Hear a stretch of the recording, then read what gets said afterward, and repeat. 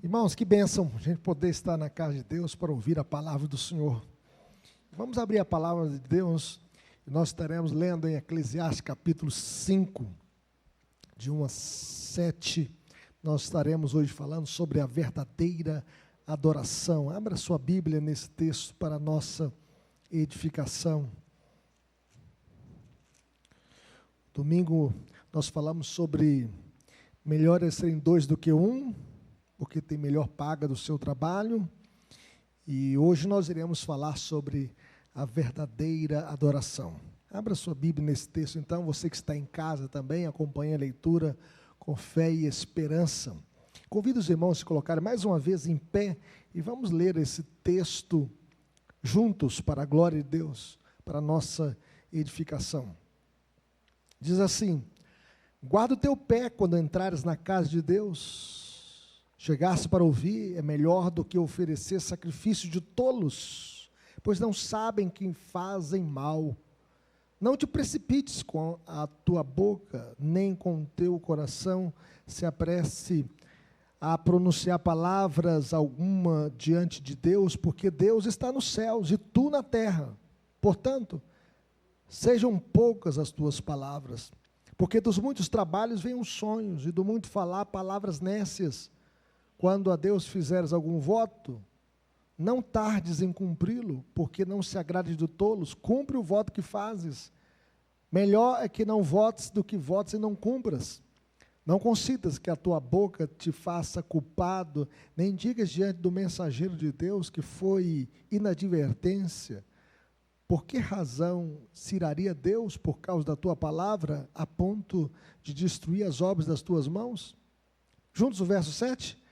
Porque como na multidão dos sonhos há vaidade, assim também nas muitas palavras, tu, porém, teme a Deus. Vamos falar com Deus. Pai querido, fale conosco, Deus, queremos entender a tua palavra e queremos aplicá-la na nossa vida. Teu povo está aqui diante do Senhor, diante da tua palavra, e que o Senhor possa nos edificar.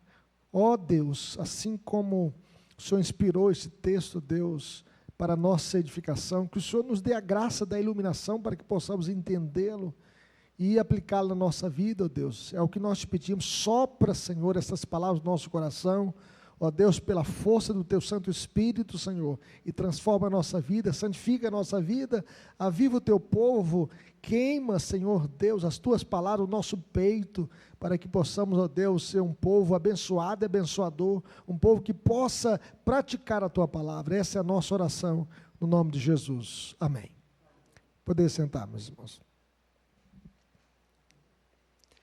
Você já se imaginou a perder um dos sentidos?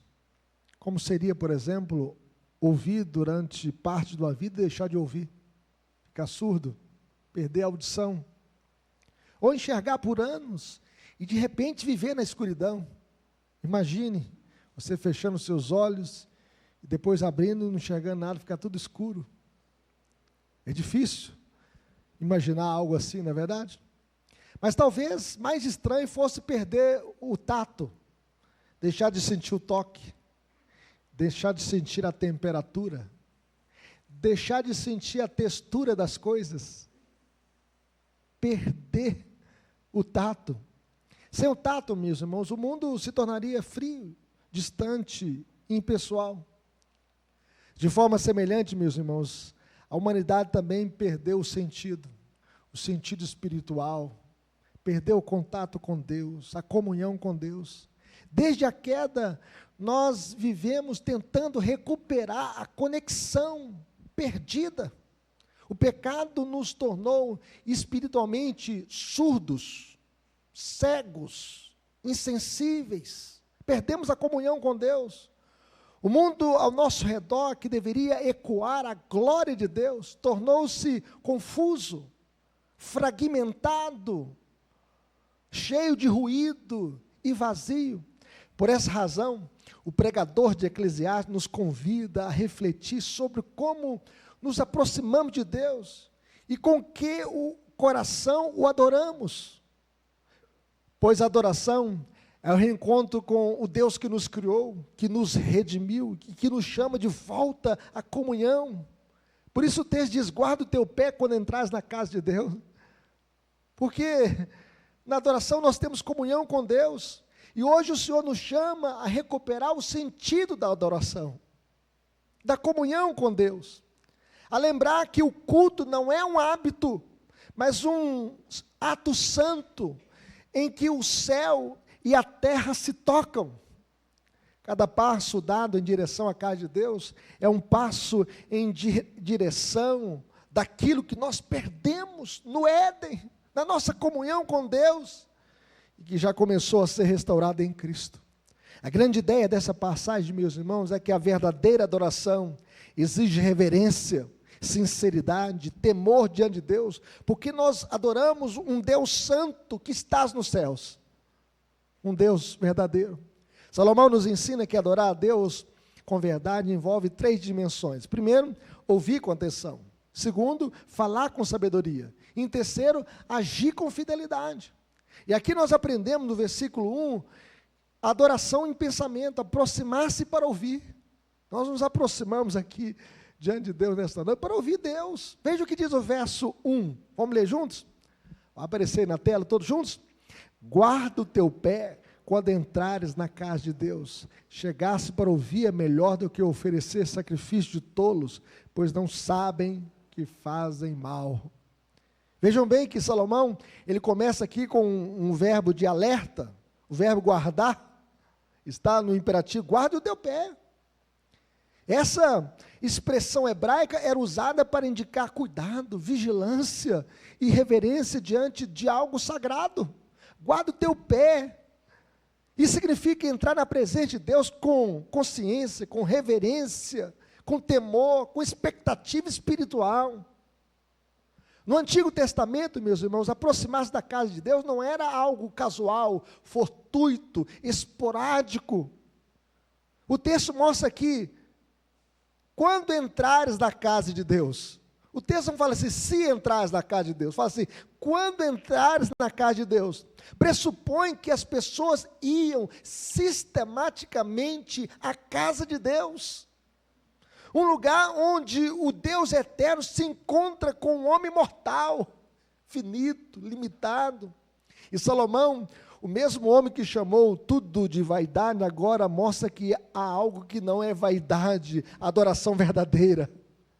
Adoração verdadeira não é vaidade. No mundo de fumaça, onde tudo é efêmero, passageiro, o culto é algo que fundamenta a nossa alma na realidade eterna de Deus. A Bíblia diz que tudo que nós tocamos e vemos, tudo passa, tudo é efêmero, mas aquilo que nós não vemos é eterno. E quando o mundo nos sufoca com as suas vaidades, o culto nos lembra de algo que é real, permanente, sólido, o próprio Deus. O próprio Deus. Salomão contrasta aqui 2 atitudes, de ouvir e também de oferecer sacrifício de tolos. E nós devemos nos aproximar para ouvir, não para impressionar, não para ostentar. Ouvir aqui é um ato de humildade. O Senhor Jesus disse que aquele que se humilha será exaltado. O Senhor Jesus disse que bem-aventurados são os humildes, porque deles é o reino dos céus. E nós podemos ver, meus irmãos, que esse ouvir é reconhecer que Deus fala, e nós precisamos aprender. Não tem jeito de a gente aprender se a gente não parar para ouvir. É sinal, a gente pode ver anatomicamente, Deus nos fez com 2 ouvidos e uma boca. Isso significa que a gente tem que ouvir mais e falar menos. Significa que nós devemos prestar atenção. Já os sacrifícios de tolos aqui representam os atos de adoração vazios, feitos sem entendimento, sem submissão, sem coração. No Antigo Testamento, muitos sacrifícios eram oferecidos, holocaustos, oferendas, e as pessoas, muitos estavam oferecendo os seus sacrifícios apenas com as suas mãos, mas não entregavam o coração, não se rendiam diante de Deus.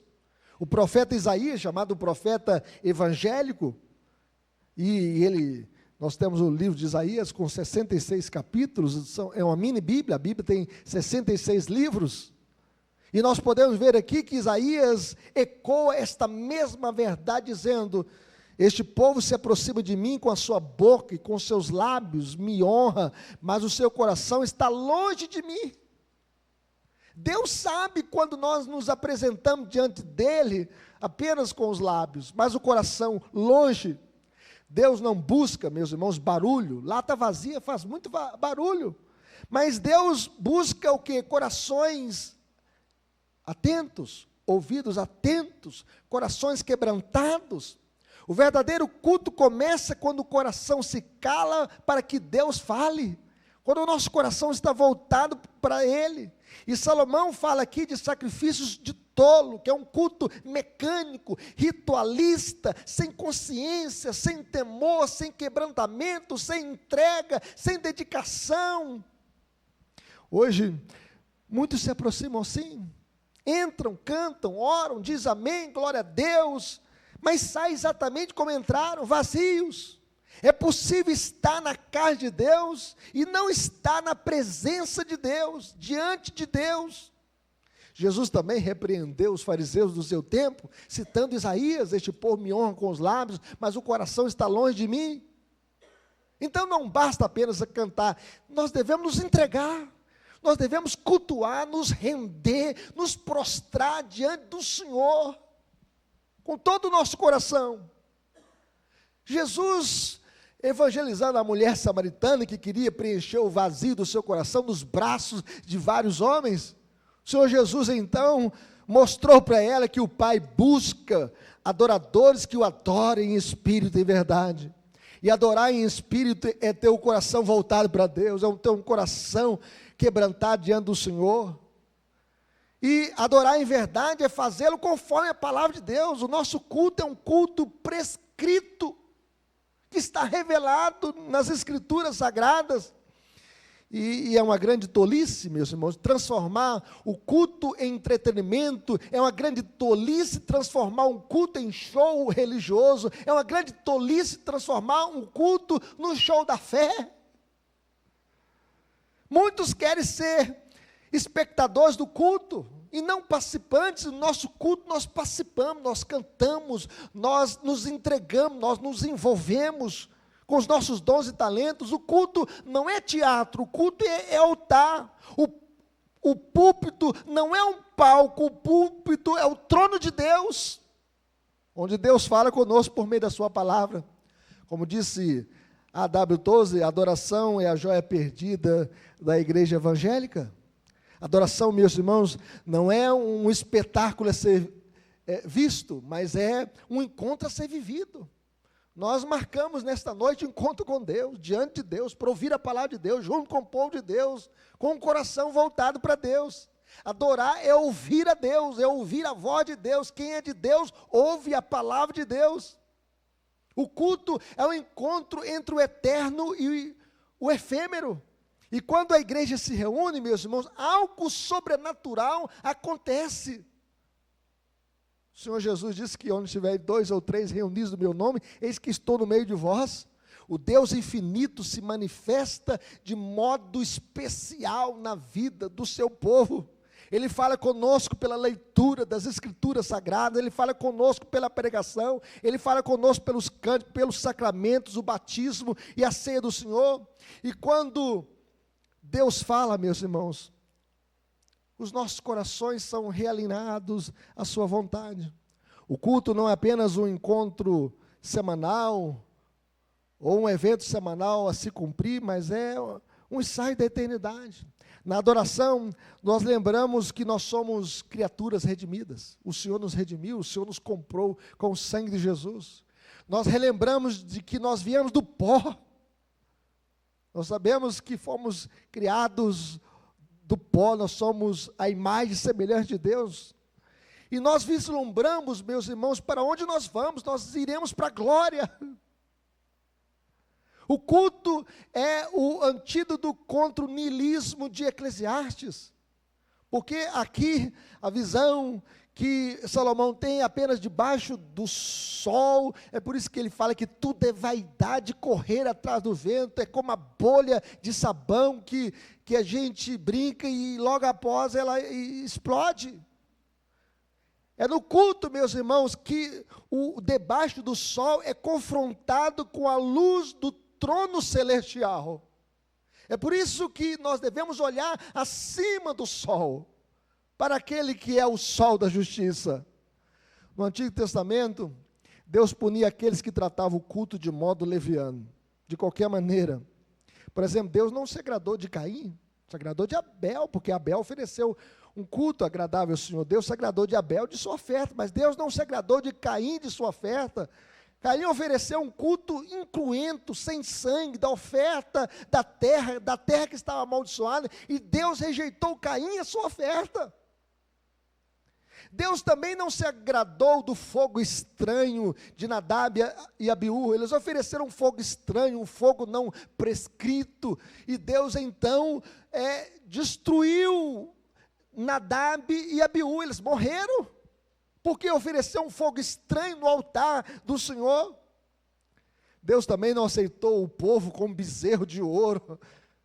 Fizeram ali um simulacro do bezerro de ouro lá do Egito, e Deus não queria um culto idólatra, porque o Senhor tinha dito: não farás para ti imagem de escultura, nem semelhança que é em cima no céu, nem embaixo na terra.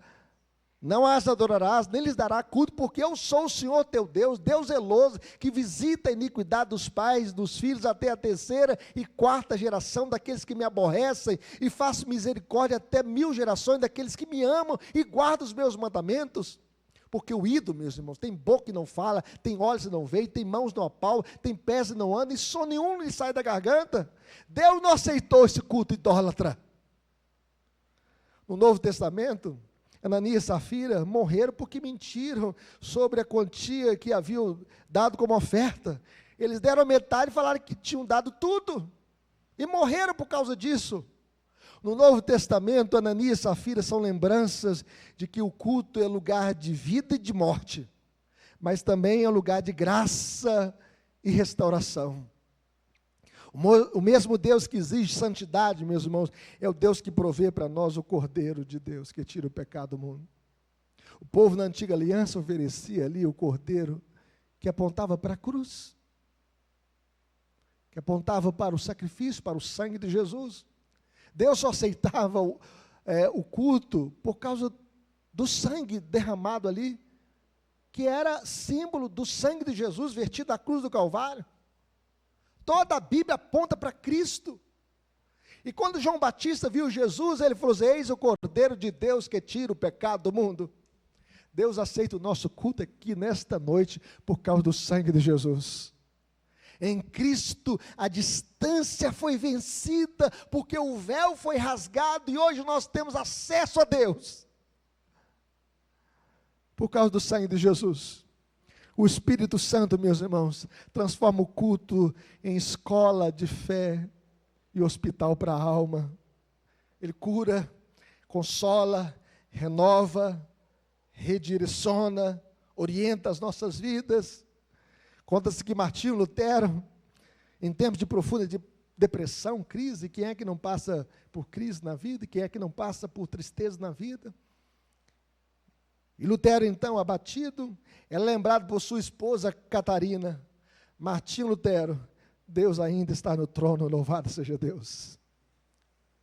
O culto semanal, meus irmãos, é este lembrete sagrado. Ele nos recorda, domingo após domingo, que Deus ainda reina, e que o Cordeiro venceu, e que a nossa vida não é vaidade se estiver ancorada, firmada, calcada, fundamentada em Cristo Jesus. O culto, portanto, não é apenas uma rotina, é um reajuste da alma, onde a nossa vida se realinha com Deus, com a vontade de Deus. Às vezes nós entramos no culto quebrados, desanimados, mas podemos sair daqui animados, realinhados com a vontade de Deus, reorientados, redirecionados. É no culto, meus irmãos, é que o caos interno encontra ordem. Cristo é o centro e o fundamento de toda adoração verdadeira. Em Cristo nós nos aproximamos de Deus, não com medo, mas com confiança. A Bíblia diz o seguinte: acheguemo-nos, portanto, confiadamente junto ao trono da graça, a fim de recebermos misericórdia e acharmos graça para socorro em ocasião oportuna. Por isso, aproximar-se para ouvir é, na verdade, aproximar-se de Cristo, o Verbo encarnado. Ele é a palavra viva, Ele é o Verbo encarnado que nós devemos ouvir e obedecer. Portanto, quando a gente olha para Jesus, a gente pode entender a mensagem da salvação, porque Cristo fez o sacrifício final, nos aproximamos agora diante de Deus, em qualquer lugar do planeta para adorar, em qualquer lugar. Por isso todas as nações, todos os povos, todas as línguas podem adorar a Deus em Cristo, e se aproximar de Deus por meio de Jesus. Mas em segundo lugar, meus irmãos, adoração em palavra, falar com reverência. Veja o que diz o verso 2. Vamos ler esse versículo 2? Olha o que diz o texto. Não te precipites com a tua boca, nem o teu coração se apresse a pronunciar palavra alguma diante de Deus, porque Deus está nos céus e tu na terra. Portanto, sejam poucas o quê? As tuas palavras. Então, depois de nos chamar aqui, aproximar-nos para ouvir, Salomão agora nos ensina como falar diante de Deus. O que eu posso falar diante de Deus? Como eu devo falar diante de Deus? A ordem divina para adoração, meus irmãos. Primeiro ouvir, depois falar. Em nossos dias, essa ordem tem sido invertida. Nós falamos demais e ouvimos de menos. A verdadeira adoração, porém, começa quando o coração se cala e o ouvido se abre para ouvir a Deus. Se abre para ouvir a palavra de Deus. Então a reverência é a primeira linguagem da adoração. É quando nos quedamos diante de Deus para ouvir a Deus. Antes de abrir os lábios, o adorador precisa se lembrar de diante de quem ele está. Nós estamos diante de um Deus santo. Vejam bem, que quando Isaías viu o Senhor assentado sobre um alto e sublime trono, e os anjos cantando, santo, santo, santo, é o Senhor Deus, e toda a terra está cheia da sua glória. E ele então se curva diante de Deus, e reconhece: Senhor, eu sou um homem de lábios impuros, e os meus olhos viram o santo, o rei do universo. Ele se quebranta diante do Deus eterno. Então Salomão fundamenta aqui a reverência, meus irmãos, com a frase teológica poderosa: porque Deus está nos céus e tu na terra. Salomão aqui nos lembra da distância infinita entre o Criador e a criatura. O finito não pode conter o infinito. Deus está nos céus. Ou seja, Deus é elevado, transcendente, soberano. E tu estás na terra. Você é pequeno, frágil, limitado. Nós não podemos dar ordem para Deus. Um dia eu vi um pregador falando: você tem que exigir de Deus, você tem que encostar Deus na parede, você tem que reivindicar de Deus, você tem que ordenar. Meus irmãos, quem somos nós? Nós devemos nos quedar aos pés do Senhor. Deus existe ao soberbo, mas a sua graça Ele dá aos humildes. E quando nós perdemos a consciência da santidade de Deus, o culto se torna banal. Deus não é nosso colega de conversa. Deus não é o cara lá de cima. Lembra daquela mulher que sempre fala, o cara lá de cima? Mas Deus é o Rei eterno, meus irmãos, de quem todo joelho vai se dobrar diante dEle. Deus não é o nosso coleguinha. Esquecemos muitas vezes que o culto é um encontro com o Deus que habita em luz inacessível. E que Ele não é o nosso coleguinha. O nosso tempo perdeu o senso do assombro, do santo, do eterno, daquele que é todo-poderoso. Nós falamos de Deus com banalidade, nós cantamos de modo displicente, nós oramos sem atenção, mas o autor aos Hebreus nos adverte o seguinte: sirvamos a Deus de modo agradável, com reverência e santo temor, porque o nosso Deus é fogo consumidor. Nós devemos ter esse temor diante do Senhor. O nosso culto, meus irmãos, não é sobre o nosso conforto, mas é sobre a glória de Deus. O nosso culto não é antropocêntrico. O homem não pode estar no centro do nosso culto. Deus está no centro do culto, e a Deus toda a glória. Nós não modulamos conforme os nossos gostos, os nossos jeitos, as nossas preferências. Nós somos moldados por Ele conforme o caráter e a vontade de Deus. O versículo 3 acrescenta uma analogia bem grande, para que a gente possa entender. Veja o que diz aí o versículo 3. Veja se dá para aparecer na tela. Vamos ler comigo? Porque dos muitos trabalhos vêm os sonhos, e do muito falar, palavras nécias. Então, assim como a mente cansada pelo excesso de trabalho se perde em sonhos confusos, o coração apressado e tagarela se perde em palavras tolas. Nosso culto, meus irmãos, tem que ser onde Deus tem que ser o centro da nossa vida, e no culto isso se manifesta quando nós falamos demais e ouvimos de menos. Quantas vezes o culto se torna apenas um evento social, corriqueiro, em que se fala sobre tudo, menos sobre Deus, sobre quem Deus é. Muitas vezes usam a Bíblia no celular, né? Aí ele se distrai, e daqui a pouco está no Instagram, está no TikTok, está no Facebook, está no YouTube. Isso é tolice. É estar fisicamente presente, mas espiritualmente ausente. E a gente se perde, a gente se distrai.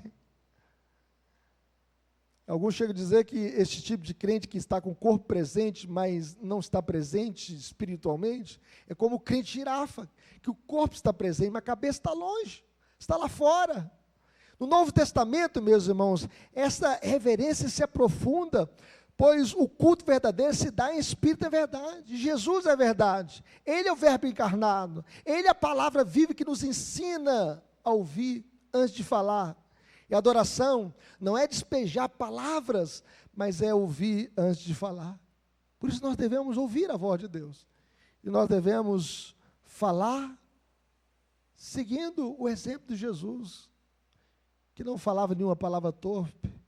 Jesus, que é a palavra verdadeira, a palavra encarnada, nos ensina como nós devemos falar diante de Deus. Mas em último lugar, meus irmãos, adoração em ação. Cumprir o que prometemos. Veja o que diz aí o versículo 4. Salomão, ele continua seu ensino advertindo sobre a seriedade dos votos feitos diante de Deus. E nós já fizemos muitos votos na vida, e nós já fizemos esses votos diante de Deus. Veja o que diz aí o verso 4 e 5, todos juntos? Quando a Deus fizeres algum voto, não tardes em cumpri-lo, porque não se agrade de tolos. Cumpre o voto que faz. Melhor é que não votes do que votes e não cumpras. Então o voto aqui é uma expressão da adoração comprometida. Significa que você tem compromisso com Deus. O voto é um testemunho de que nós reconhecemos o que é a soberania de Deus e a santidade de Deus. E no Antigo Testamento fazer votos significava oferecer algo a Deus em resposta à sua graça. Às vezes uma bênção que a pessoa recebia, a pessoa então fazia um voto. É como um sinal de entrega e devoção, que você se entregou diante do Senhor. Em Deuteronômio capítulo 23, versículo 21 a 23, a Bíblia diz o seguinte: quando fizeres algum voto ao Senhor teu Deus, não tardarás em cumpri-lo, porque o Senhor teu Deus certamente o requererá de ti, e em ti haverá pecado. Porém, abstendo-te de fazer o voto, não haverá pecado em ti. O que profere os teus lábios, isso guardarás, e o farás, porque votastes livremente ao Senhor teu Deus, o que falaste com a tua boca. Então, o problema aqui não está em prometer, mas em fazê-lo levianamente. É você prometer e não fazer. É você falar e não cumprir. O problema está em prometer com o coração distraído, com o coração leviano, com a mente distante da realidade da presença de Deus. Você promete, mas você não cumpre. E quantas vezes nós prometemos isso diante de Deus? Em oração, por exemplo, a pessoa fala assim: olha, se o Senhor me curar, eu vou servir a Deus. Eu vou ser professor da escola dominical. Eu vou ser um obreiro na obra no reino de Deus, na casa de Deus. A pessoa faz isso, Já vi uma mulher que falou assim, olha, se eu me aposentar, pastor, eu vou dar o dízimo. Nunca mais ela deu o dízimo. Ela prometeu. Em compromissos ministeriais, como pastores, presbíteros, diáconos, a ser assíduos e pontuais no cumprimento dos seus deveres. A pessoa promete, mas não cumpre. Em batismos e profissões de fé, meus irmãos, nós prometemos. Quantos votos nós fizemos no dia da nossa profissão de fé e batismo?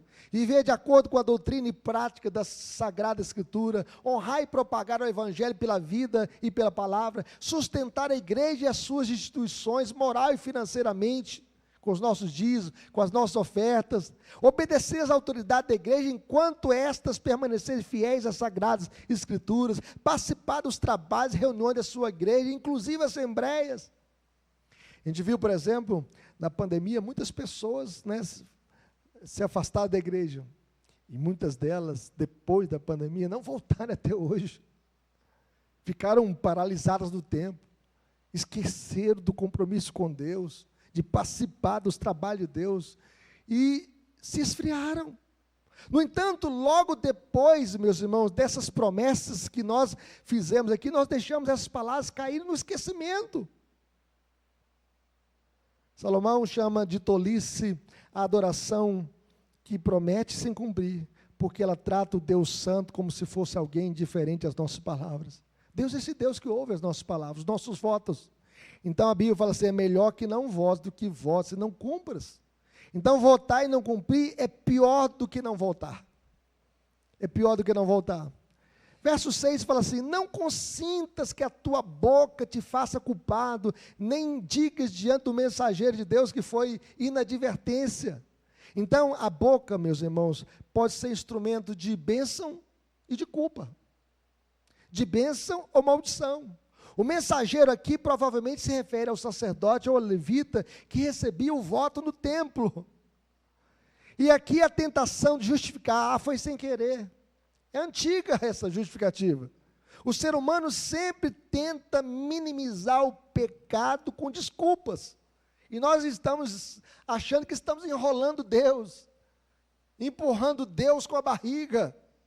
Mas a verdadeira adoração, meus irmãos, é marcada pela verdade, pela integridade, pelo compromisso com Deus. Deus não se agrada de promessas falsas, de promessas rasas, de compromissos frouxos, de adoração que não se traduz em vida, em entrega, em devoção, em dedicação, em integridade. O mesmo Deus que ouve as nossas canções na quarta, no domingo, Ele observa as nossas ações na segunda-feira. Como lembra o apóstolo Tiago, né? Seja o vosso sim, sim, e o vosso não, não, para não cairdes em juízo. Muitas vezes, né, nós falamos aquilo que a gente não vai cumprir, ou prometemos e não cumprimos. Adorar, meus irmãos, é agir com coerência. É viver de modo que o que dizemos sobre Deus se reflita naquilo que nós fazemos diante dos homens. Quando há incoerência entre os lábios e a vida, o culto, ele perde a sua força e se torna vazio. E aqui o texto nos confronta com a nossa incapacidade. Quantas vezes prometemos e não cumprimos, quantas vezes falamos e não procedemos de acordo com os nossos votos. Fizemos votos sinceros, mas falhamos. Dizemos sim para o Senhor e não fazemos, e não fizemos. Mas há esperança, meus irmãos. Há esperança para os quebradores de votos, sabe por quê? Porque Jesus cumpriu plenamente tudo o que prometeu. Ele é o sim e o amém de todas as promessas de Deus. Desde a eternidade, o Senhor Jesus assumiu o compromisso, o voto eterno de redimir um povo. E mesmo diante da cruz, Ele não voltou atrás. Ele cumpriu com dor, com sangue e com amor. Ele é o modelo e a garantia de que a adoração verdadeira não está construída sobre a nossa fidelidade, mas sobre a fidelidade dele. Quem fez a promessa é fiel. Nós só caminhamos nesta vida por causa do amor de Cristo. Por isso, mesmo quando falhamos, nós podemos nos aproximar com confiança por causa daquilo que Jesus fez. Ele cumpriu a aliança em nosso lugar. O nosso culto é aceito diante de Deus porque vem por meio de Jesus, nosso mediador. É por isso que Deus recebe o nosso culto, porque nós somos falhos. Salomão, ele termina dizendo, meus irmãos, porque como na multidão dos sonhos há vaidade, assim também nas muitas palavras, tu porém teme a Deus. A verdadeira adoração não está nas palavras, promessas ou gestos, mas é um coração que teme a Deus e reconhece como santo. Tema ao Senhor, esse é o princípio do saber. A verdadeira adoração nasce do temor a Deus, quando você teme a Deus, quando você respeita a Deus, quando você anda com Deus, quando você se entrega a Deus. Não do medo, mas da reverência de um Deus que está no centro. Palavras podem ser muitas, votos podem ser grandiosos, os planos podem ser cheios de sonhos, mas se não houver temor, tudo é vaidade e correr atrás do vento. Tema a Deus. Temer a Deus é adorá-lo com um coração desperto para a eternidade. Quando você teme a Deus, olhando além do sol, além desta vida, olhando para aquele que é o autor e consumador da nossa fé.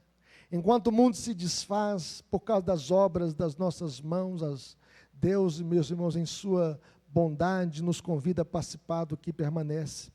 O culto é o momento que nós olhamos por trás do véu e somos lembrados de que há um reino inabalável sendo preparado, sendo construído para o seu povo. Concluindo, meus irmãos, nós vivemos num mundo fragmentado, num mundo quebrado, cheio de vaidade e distração, mas em todo culto Deus nos oferece uma janela para a eternidade, para que a gente possa olhar acima do sol, além desse sol, para o sol da justiça, e ali nós somos lembrados do que perdemos no Éden. Nós perdemos a comunhão com Deus, nós perdemos a sensibilidade, nós perdemos algo muito mais precioso do que os nossos sentidos físicos, nós perdemos a comunhão com o Senhor. E quando nós olhamos para Cristo, meus irmãos, nós olhamos para a cruz e sabemos que nele nós somos restaurados. O culto é o ensaio da eternidade, onde Deus recalibra os nossos corações e nos reafirma, dizendo: tu és meu, eu te comprei com o sangue de Jesus, vertido na cruz do Calvário. Assim a vida faz sentido, quando nós olhamos para Cristo Jesus e sabemos que Ele restaurou a nossa vida e o sentido da nossa comunhão com Deus, da nossa vida com Deus. Como viveremos, meus irmãos? Nós viveremos com reverência. Quando nós nos achegarmos à casa de Deus, viva com reverência, com temor diante do Senhor, reconhecendo que o culto é o encontro com Deus santo, com Deus puro, com Deus verdadeiro, e que você está diante do Senhor. Por isso, o pregador chega a dizer: guarda o teu pé quando entrares na casa de Deus. Que você possa adentrar na casa de Deus com o coração quebrantado, com o coração reverente, com o coração devotado ao Senhor. Como viveremos? Com atenção, meus irmãos, ouvindo a palavra de Deus. Não tem jeito de a gente aprender se a gente não parar para ouvir a Deus, para ouvir a palavra do Senhor. Ouça a voz de Deus. Então, viva com reverência, viva com atenção, uma vez que é melhor chegar para ouvir do que oferecer sacrifício de tolos. Como viveremos? Com integridade. Cumpra os seus votos ao Senhor, cumpra os votos do casamento.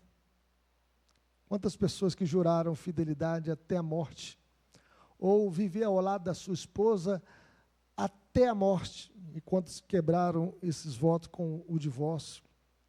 Nós devemos cumprir o voto que nós fizemos. Também o voto que nós fizemos no dia da nossa profissão de fé, de cumprir aqueles votos diante do Senhor. Cumpra os seus votos. Deus não se agrada de tolos. Cumpra os votos que você fez diante de Deus, diante do Senhor. E peça a Deus graça, força em Cristo Jesus, para que na sua misericórdia você possa cumprir esses votos até a volta de Jesus. Como viveremos com esperança? Lembramos que adoramos a Deus por causa de Jesus.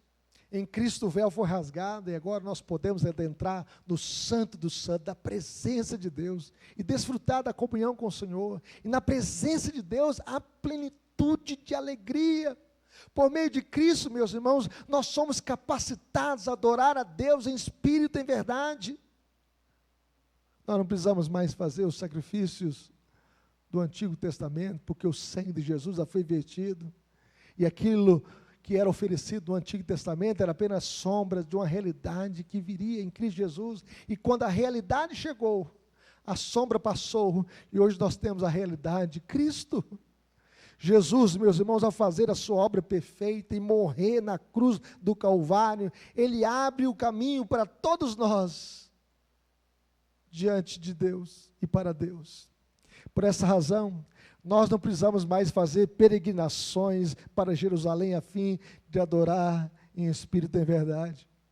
Muitas pessoas às vezes vão em Jerusalém, não apenas para conhecer a geografia de Jerusalém, mas às vezes para trazer ali a água do Rio Jordão, como se a água do Rio Jordão tivesse algum milagre para lavar pecados. Algumas pessoas às vezes pegam ali as pedras ali de Israel e trazem no bolso, como se aquilo tivesse algum fluido, alguma virtude para trazer uma bênção. A bênção que nós temos, meus irmãos, já veio a nós por meio de Jesus. Quando Ele se ofereceu naquela cruz, o véu foi rasgado e hoje nós temos livre acesso à presença de Deus. Em toda a terra, meus irmãos, o verdadeiro culto pode ser prestado por meio de Jesus, o nosso Salvador, Redentor, Resgatador e Senhor. Louvado seja Deus. Deus e Espírito. Importa que os seus adoradores o adorem em espírito e em verdade. Que Deus abençoe. Vamos